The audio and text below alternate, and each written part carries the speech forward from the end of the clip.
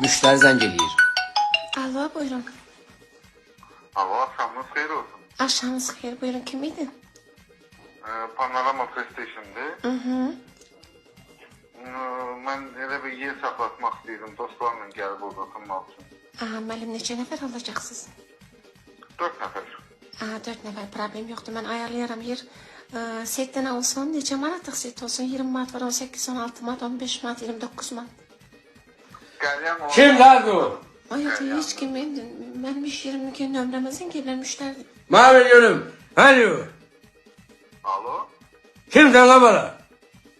Salam Aksakol. Nömrəni TikTok'dan götürmüşük PlayStation kluba görə. Başa düşmüşsən hayatım, müşteridir. Hadi elini çek. Gəlib PlayStation oynamaq istəyirəm. Mənim səninlə nə işim var? Sen ne PlayStation? Ben hem oynuyorum. Alo. Alo. Ana benim bazıma neden gelirsen sen ha? Arkadaş mənim sənin bazınla nə işim var? Mən PlayStation lazımdır. Neylə mən sən bazı? PlayStation işləsən nə işləsən? Ne PlayStation ha?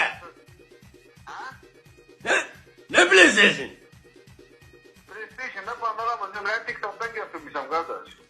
Ana ne ben koymaz ben yani oğlum sokum sana. Necə?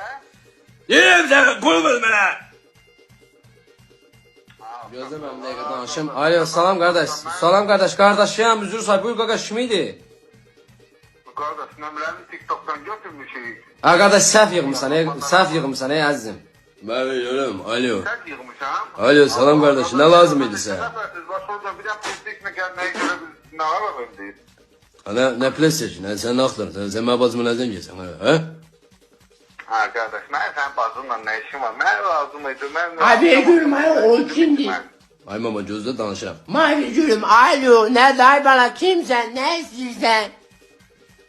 Salam ay bibi, ay salam. Salam sana kurban. Ay bibi, PlayStation'a görə nə var? Ay ne PlayStation ay Allah ömrünü tükelesin kimsen? Aa, siz orada neçə? Salam kardeş. Ha kardeş PlayStation'da kadın alarım. Bakırsa kardeş benim. Çarandı aktıyor. Ha WhatsApp'tan da atarım sen konum kardeşim. Ha kardeş. Bu nə oyundur siz orada çıxardırsınız? Gəli olmuşdum hemen burada. Allah sen valesi kardeşim. Problem yok. Konum atıram kardeş. Konum atıram.